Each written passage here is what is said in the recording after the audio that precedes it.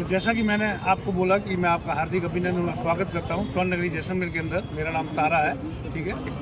तो जैसे कि आपने एंट्रेंस किया फर्स्ट गेट के अंदर, इस गेट का नाम है अखे प्लोट। महारावल अखे सिंह के द्वारा 18वीं सदी के अंदर इस गेट का निर्माण किया गया, इसलिए इसका नाम पड़ा अखे प्लोट। इस किले के अंदर एक ही एंट्रेंस और एक ही एग्जिट है।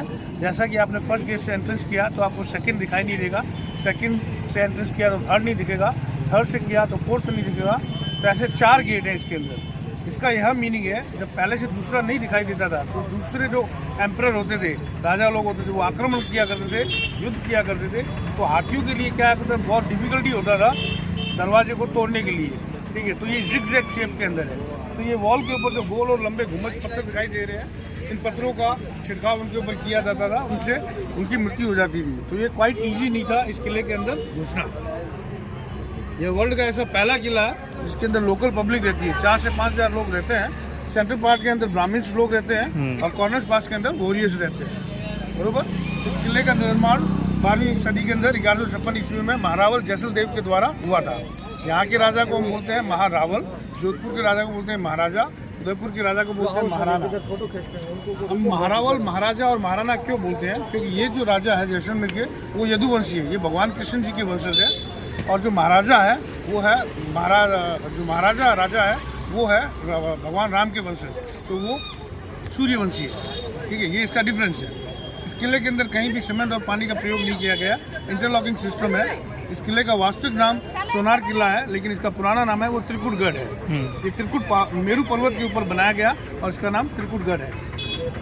राजा का नाम महारावल, जैसल, और पर्वत का नाम मेरू। जैसल प्लस मेरू दोनों को मिला के जैसलमेरू कहा गया। एट प्रेजेंट में हमारी मातृभाषा हिंदी है, लेकिन फॉर्मर टाइम में हमारी मातृभाषा संस्कृत थी। तो ये मेरू शब्द है वो संस्कृत का शब्द है।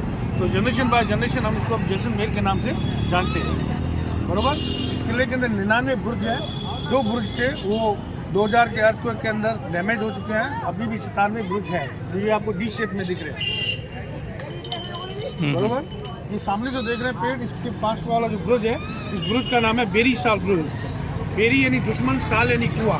जब राजा किसी को मौत की सजा देता था तो ये 50 फीट धरती के अंदर गहरा है, और उसको मौत की सजा देने के लिए उसको धक्का देके छोड़ देते थे, तो उसके अंदर जाने से उसकी मृत्यु हो जाती थी। और बॉडी को डिकम्पोज करने के लिए नमक का छिड़काव किया जाता था, बरोबर। भारत आज़ाद हुआ था 1947 के अंदर, लेकिन जो इंडियन गवर्नमेंट थी वो राजस्थान के अंदर अलाउड नहीं किया गया। 9 साल के बाद में 1956 के अंदर पहली बार इंडियन गवर्नमेंट ने राजस्थान के अंदर एंट्रेंस किया, बरोबर। तो राजस्थान को हम प्रिंसली स्टेट्स ऑफ राजपूताना से बोलते हैं, बिकॉज ऑफ द रॉयल्स, बरोबर। तो अभी इसी प्रकार अपन आगे की ओर चलेंगे। पहले गेट से दूसरे गेट, दूसरे से तीसरे और तीसरे से चौथे, फिर स्क्वायर में जाके वहाँ पे आप लोग कुछ और एक्सप्लेन करेंगे, और उसके बाद में आपको मंदिर की तरफ ले चलेंगे।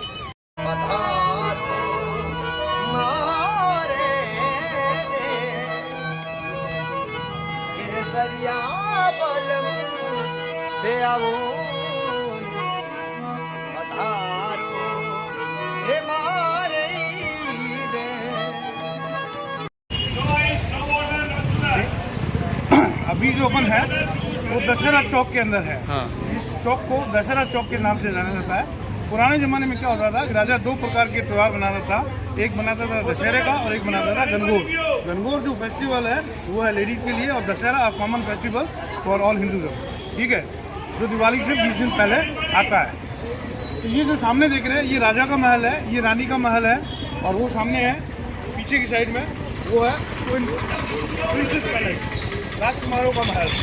तो पुराने ज़माने में क्या होता था, जब फेस्टिवल मनाना था राजा, तो राजा उस चेयर के ऊपर बैठा था, मार्बल चेयर के ऊपर, स्टेप बाय स्टेप उसके मिनिस्टर्स बैठते थे, और यहाँ पे the important person of villager जैसे मुखिया, पंचायत के सरपंच वगैरह वो, और नीचे यहाँ की पब्लिक, ठीक है। तो हमारे हिंदू समाज के अंदर यह प्रथा है कि जो औरतें होती हैं वो घूंघट के अंदर रहती है।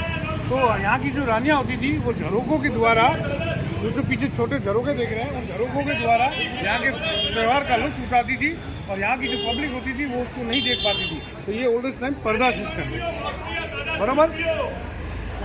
ये इसका मीनिंग है। ये जो सामने मंदिर देख रहे हैं ये चामुंडा देवी का मंदिर है।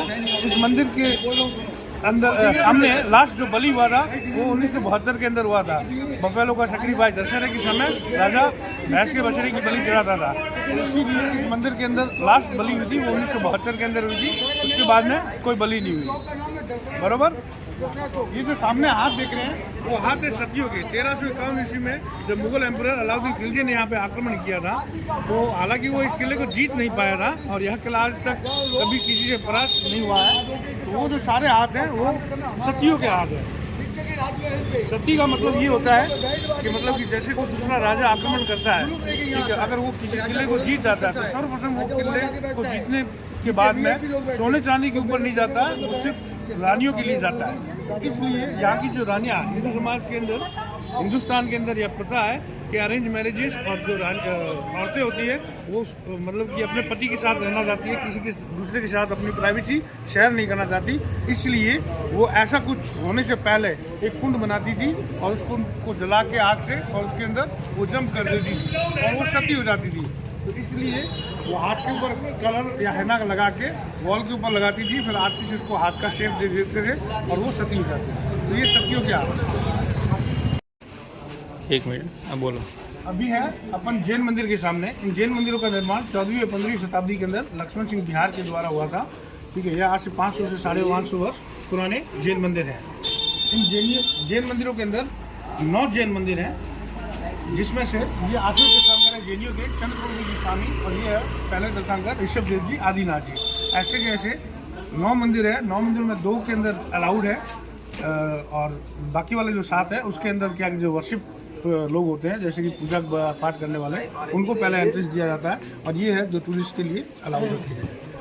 जैनियों और बुद्धिज्म जो प्योर जैनिज्म होते हैं वो मतलब कि प्लांटेड चीज़ें खाते हैं, ठीक है, और जो ग्राउंडेड चीज़ें होती हैं वो नहीं खाते हैं क्योंकि वो प्योर वेजिटेरियन होते हैं। ठीक है, जैसे कि ग्राउंड नट, गार्लिक, ऑनियन, ऐसी चीज़ें वो नहीं खाते हैं और वो सिर्फ प्लांटेड चीज़ें जैसे चिली है, टमाटर है, आम है, सेब है, तो ऐसी प्लांटेड चीज़ें ही खाते हैं। ये जो सारे जैन टेम्पल है ये श्वेतांबर फैमिली से बिलोंग करते हैं। जैनिज्म में 2 कास्ट होता है, एक होता है दिगंबर, एक होता है श्वेतांबर। दिगंबर वो होते हैं जो नेगलेक्ट होते हैं, जो कपड़े नहीं पहनते, और श्वेतांबर वो होते हैं जो व्हाइट कपड़े पहनते हैं। बरोबर। श्वेतांबर लोग अपने मुंह के ऊपर कपड़ा डाल के और अपने भगवान आद्य देव की आराधना करते हैं, क्योंकि इवन जब अपन सांस वगैरह लेते हैं तो अपने मुंह से इंसेक्ट्स निकलते हैं, बोलते हैं तो भी इंसेक्ट्स निकलते हैं। तो वो अपने भगवान के सामने इतने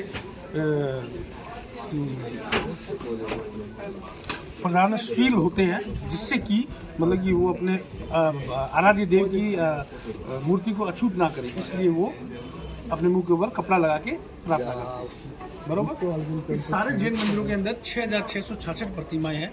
जैसे हिंदुज़म कल्चर के अंदर 33,000 करोड़ देवी देवता है, वैसे जैनिज्म के अंदर भी ऐसे के ऐसे 24 तीर्थंकर हैं। तो 6666 प्रतिमाओं का मतलब 6 + 6 12, 12 + 6 18, 18 + 6 24, तो 24 तीर्थंकर। लास्ट जो तीर्थंकर हुए थे जैनिज्म में 24 हुए, वो हुए थे महावीर स्वामी जी। ठीक है, पहले तीर्थंकर ऋषभ देव आदिनाथ, 8वें तीर्थंकर चंद्रप्रभु जी स्वामी। बरोबर। जैनियों में हमेशा आंखें खुली होती हैं और हाथ हमेशा ऐसे होते हैं, और बुद्धिज्म में होती है हाथ हमेशा ऐसे होते हैं और आंखें हमेशा नम होती हैं, ना बंद होती है ना खुली होती है। ये इन दोनों का डिफरेंस है। बरोबर। अभी आप अगर इसको एंट्रेंस अंदर से देखना चाहते हो तो आपकी इस कैमरे का टिकट वगैरह लगेगा, अन्यथा आप ऐसे ही राउंड मार के आ जाइए, उसका कोई टिकट नहीं लगेगा। कितना लगता है टिकट का? इसका 50 रुपये है शायद। 50 रुपये है ना।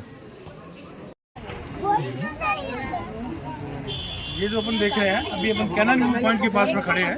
ये यहाँ की तोप है, पंच धातु से बनाई गई है, सोना, चांदी, पीतल, तांबा, जस्ता सब मिला के। पीछे की साइड में इसका बर्निंग पॉइंट है, यहाँ पे आपका गोला डाल दिया जाता था, तो 3 से 4 किलोमीटर की दूरी तक मार किया करती थी। और यहाँ से ये पूरा रण था। ये अभी जो नीचे देख रहे हैं ये पूरी जैसलमेर की सिटी है।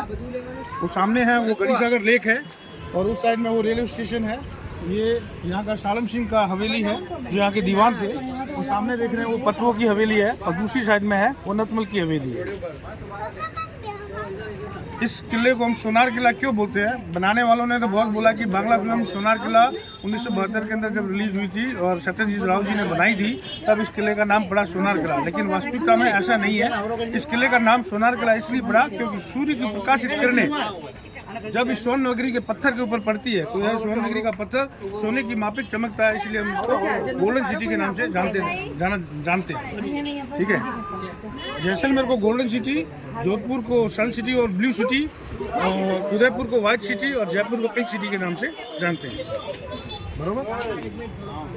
जैसा कि आपने देखा, अभी मैंने एक तोप दिखाई है। इसी प्रकार से इस किले के अंदर 7 तोहफे हैं। इस किले के चारों तरफ त्रिकुटगढ़ है इस किले का नाम, तो चारों तरफ 7 तोहफे हैं। पूर्व में भी, पश्चिम में भी, उत्तर में भी, दक्षिण में भी, चारों तरफ तोहफे हैं।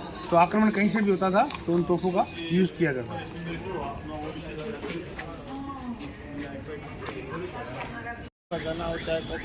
बोल दे। जैसा कि आपने देखा था, उस तरफ पूर्व की तरफ जो मैंने आपको तोप दिखाई थी, अब मैं आपको दक्षिण की तरफ की तोप दिखा रहा हूँ। और यहाँ से देख लीजिए पूरा रण है। जैसलमेर के मोस्टली जो वेस्ट पार्ट है उसके अंदर से आप जाते हो तो पाकिस्तान महज 120 किलोमीटर की दूरी पे रहता है। ठीक है, और ये सारा शहर है, देख लीजिए, और ये सारा रण है। वो सामने क्या है? तो सामने होटल है। हाँ हाँ, एक मिनट। तो इतने साल हो गए जैसलमेर को, तो इतना सब गोल्ड कलर का क्यों होता है? इसका पीछे का कारण क्या है? इसका कारण यही है कि जैसलमेर का स्टोन है वो स्पेशली यहीं से मैन्युफैक्चर होता है। हाँ। स्पेशल कारण ये है कि इस पत्थर को जितना आप घिसोगे उतना ये सोने की तरह चमकेगा। हाँ। और ये पत्थर कहाँ से लाए होगे? ये यहाँ से 6 से 7 किलोमीटर की दूरी पे यहाँ के माइंस है, वहाँ माइंस से इस पत्थर को निकालते। आपका नाम और आपका नंबर दे दो। मेरा नाम तारा राम है। मेरा नंबर है 9950764533। अगर आपको जैसलमेर के अंदर कोई गाइड हायर करना हो तो इस नंबर पे कांटेक्ट कीजिएगा। फ्रेंच, स्पेनिश, इंग्लिश, किसी भी लैंग्वेज में। राजस्थान के बाहर, अंदर, जयपुर, उदयपुर, जैसलमेर के अंदर ही? जैसलमेर और कहीं नहीं। ओके। और टूर गाइड किसी को बनना है तो क्या करना पड़ेगा वो उसके लिए बता। आपको एग्जामिनेशन देना पड़ता है टूरिस्ट गाइड के लिए, और उसके बाद में एस्कॉर्टिंग करना, तो उसके लिए आगे पढ़ाई की होनी चाहिए आपकी। ऐसा होता है? और उसके बाद में एग्जाम देके पास होके फिर आप कर सकते हैं। कहाँ पर जाना होता है वो मतलब जयपुर साइड में या दिल्ली साइड में, वहाँ पे आपको करना पड़ेगा। Okay okay. इसमें क्या 12वीं या कॉलेज क्या करना पड़ेगा? इसके अंदर आपको क्वालिफिकेशन चाहिए। जैसे मेरे पास तो क्वालिफिकेशन सिर्फ 10+ था, लेकिन उसके बाद में आगे अगर आप बड़े स्तर के ऊपर टूरिस्ट गाइड बनना चाहते हैं तो आपको BA वगैरह करा होना चाहिए। ठीक है, कॉलेज या फिर कोई डिग्री वगैरह हो, डिप्लोमा, तो वो आपको बहुत सहायक रहेगा। इसमें कोई लिखना पड़ता है और बोलना भी पड़ता है, इतिहास भी बताना पड़ता है, और उसके अलावा आपको भाषाओं का नॉलेज होना चाहिए। भाषा के अंदर करना चाहते हो, गुजराती में करना चाहते हो तो गुजरात की भाषा का आपको नॉलेज होना चाहिए। बंगाली में करना चाहते हो तो बंगाल का नॉलेज होना चाहिए। और मराठी हो तो मराठी, तेलुगु, मलयालम, इंग्लिश, फ्रेंच, जो भी हो उसके अंदर आप परिपूर्ण हो, तभी आप वो लाइसेंस टूर गाइड बन सकते हैं। ओके। तो भाइयों, તમે સ્ટોરી સાંભળી લીધી। હવે આપણે જોઈશું સિટી।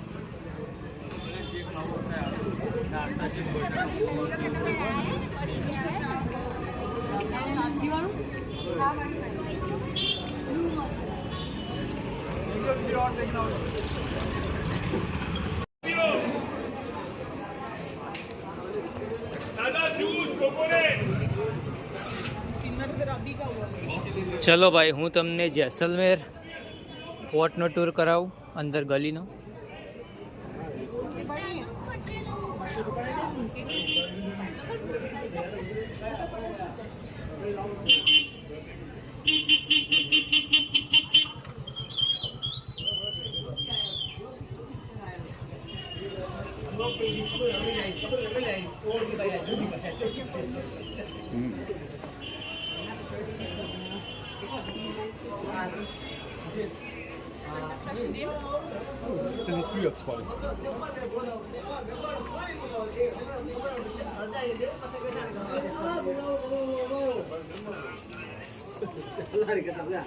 गिरे खजाना दे देना, मैं बाहर घर पर भेज कर।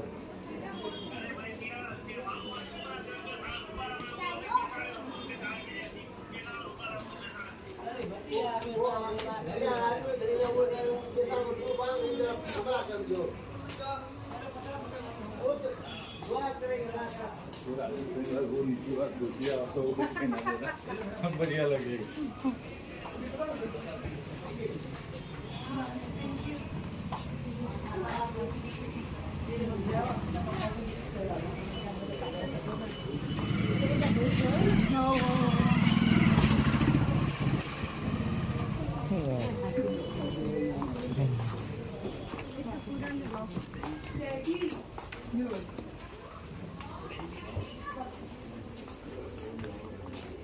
कमल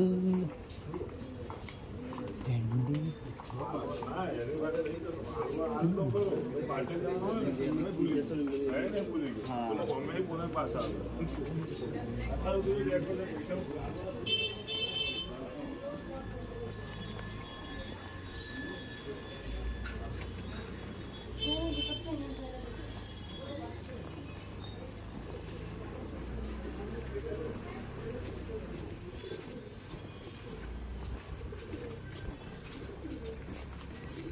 क्या उसको छोड़ दिया? उसको छोड़ दिया? हो